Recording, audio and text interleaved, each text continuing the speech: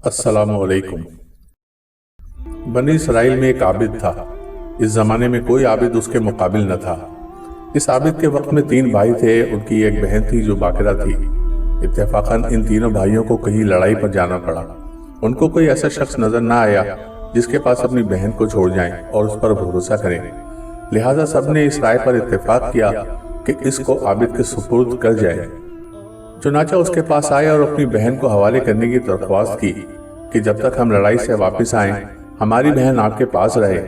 आबिद ने इनकार किया, लेकिन उनके पुरजोर इसरार पर आबिद ने उनकी गुजारिश को मंजूर कर लिया और कहा कि अपनी बहन को मेरे इबादत खाने के सामने किसी घर में छोड़ जाओ। वो लड़की आबिद के करीब एक मुद्दत तक रही। आबिद उसके लिए खाना लेकर आता और अपने इबादत खाने के दरवाजे पर रख कर किवाड़ बंद कर लेता और लड़की को आवाज देता। वो अपने घर से आकर ले जाती।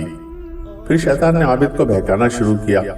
इब्तदा में इसको खैर की तरगीब देता रहा और लड़की का दिन में इबादत खाने तक आना उस पर गिरा जाहिर करता रहा कि कहीं ऐसा ना हो कि ये लड़की दिन में खाना लेने के लिए घर से निकले और कोई शख्स उसको देखकर उसकी असमत में रखना अंदाज हो।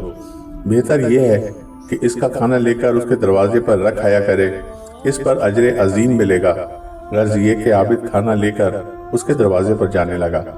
बाद मुद्दत शैतान ने उसको तरगीब दी और इस बात पर उभारा कि अगर तू इस लड़की से बातचीत करे तो तेरे कलाम से मानूस हो, क्योंकि उसको तन्हाई से सख्त वहशत होती होगी। हत्ता कि आबिद उस लड़की से बातचीत करने लगा। एक अरसे तक यही कैफियत रही। शैतान ने फिर आबिद को उभारा कि अगर घर के अंदर जाकर बातें किया करे तो बेहतर है, ताकि लड़की बाहर ना आए और कोई उसका चेहरा ना देख पाए। गर्ज आबिद ने शेवा इख्तियार किया कि लड़की के घर के अंदर जाकर दिन भर उससे बातें किया करता और रात को अपने हुजरे में चला आता।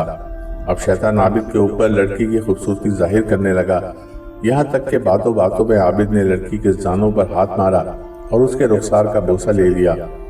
फिर रोज बरोज शैतान लड़की को उसकी नजरों में आराइश देता रहा और उसके दिल में गलबा करता रहा, हत्ता कि वो इससे मुलव्विस हो गया और लड़की ने हमला होकर एक लड़का जना। अब शैतान आबिद को डराने लगा कि लड़की के भाई आएंगे तो क्या होगा। उससे बचने के लिए उसने बच्चे को लिया और जमीन में गाड़ दिया। फिर शैतान ने आबिद के दिल में वसवसे डाले कि कहीं ये लड़की अपने भाइयों से ये वाकया ना बयान कर दे। लिहाजा उसने लड़की को भी ज़िबाह करके बच्चे के साथ दफन कर दिया और वापस अपने इबादत खाने में जाकर इबादत करने लगा। एक मुद्दत गुजरने के बाद लड़की के भाई लड़ाई से वापस आए और आबिद के पास जाकर अपनी बहन का हाल पूछा। आबिद ने उनको उसके मरने की खबर दी। अफसोस जाहिर करके रोने लगा, देखो ये उसकी खबर है। भाइयों ने दुआए खैर की, रोए और वापस चले आए।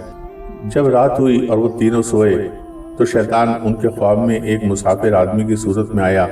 पहले बड़े भाई के ख्वाब में आया और उसको सारा किस्सा सुनाया कि किस तरह आबिद ने तुम्हारी बहन के साथ किया और मारने के बाद इसी घर में दफन कर दिया। फिर दूसरे भाई के ख्वाब में आया और फिर तीसरे भाई के ख्वाब में आया और यही कहा। सुबह हुई तो तीनों अपने अपने ख्वाब से ताज्जुब में थे। एक दूसरे से अपना ख्वाब बयान किया। बड़े भाई ने कहा, यह ख्वाब फकत एक ख्याल है और कुछ नहीं, ये जिक्र छोड़ो और अपना काम करो। छोटा कहने लगा कि जब तक मैं इस मकाम को देख न लूं बाज ना आऊंगा। तीनों भाई चले। जिस घर में उनकी बहन रहती थी आए, दरवाजा खोला और जो जगह ख्वाब में बताई गई थी तलाश की और जैसा उनसे कहा गया था अपनी बहन और उसके बच्चे को एक घड़े में ज़िबा किया हुआ पाया। उन्होंने आबिद से सच बात दरियाफ्त की। आबिद ने अपने गुनाह के बारे में तस्दीक की।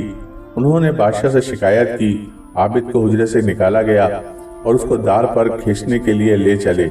जब इसको दार पर खड़ा किया तो शैतान उसके पास आया और कहा कि तुमने मुझे पहचाना, मैं ही तुम्हारा वो साथी हूँ जिसने तुमको औरत के फितने में डाल दिया। अब अगर तुम मेरा कहना मानो और तुम मुझको सजदा किया करो तो मैं तुमको इस बला से निजात दिला दूंगा। आबिद ने सजदा किया, खुदा ताला से काफिर हो गया।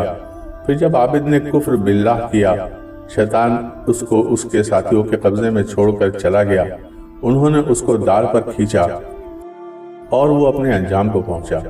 शैतान इंसान को गुमराह करने आता है तो उसका दुश्मन बन के नहीं, बल्कि खैर ख्वाह और हमदर्द बन के, ताकि इंसान जल्दी उसके धोखे में आ जाए और कोई गुमराही का काम कर बैठे। دوستو اگر آپ کو ویڈیوز پسند آتی ہیں تو اس کو لائک، شیئر اور سبسکرائب کریں. بہت شکریہ.